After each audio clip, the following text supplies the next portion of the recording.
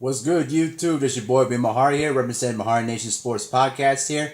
So the big news that came out today that Luis Ortiz's promoter declined the $5 million deal set for the June 1st fight against Anthony Joshua in New York City. Now, shout out to the Boxing Voice. I was able to listen in on their channel and listen in to all the different points of view. And then you also heard from Luis Ortiz's manager about what was going on during the negotiations with this. Now, here's a little question I have for a lot of people on both sides of the equation. What's the number one rule of thumb in boxing? You don't accept the first offer. Now, let me just say this though too.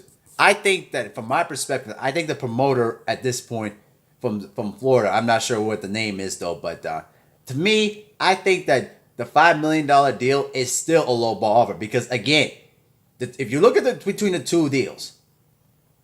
Gerald Big Baby Mill was going to be paid $6.5 million and was going to have 10 to 12 weeks of training to prepare for the fight. Luis Ortiz on short notice was going to get $5 million and was going to get 5 weeks. Now, for a guy like Ortiz who's been on mainstream, boxing shows like PBC and Showtime, bro, to me that still is a low ball offer at the end of the day. But the conflicting report is that unfortunately for Cal Enigma, who's been reporting on this, he got in some conflicting reports about the whole thing.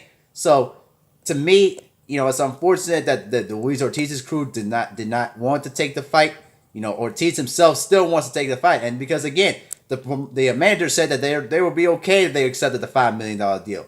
But in hindsight, to me, it's still a low ball offer because this is a guy that should be paid between $7 and $10 million.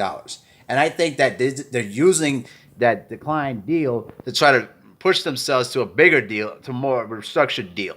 So to me, in my opinion, I think that Luis Ortiz's crew is trying to, set up themselves for a bigger payday down the line. But it still doesn't dismiss the fact that they declined a fight with Anthony Joshua. So that's what my take on this, though, man. Tune in at 8 p.m. Central Time. We're going to talk about some basketball and a little bit of basketball history for you guys. This is Bill Mahari from MehariNation Sports Podcast. Shout out to the entire LDBC. Shout out to the entire Lions Den basketball and boxing community. And we out. Peace.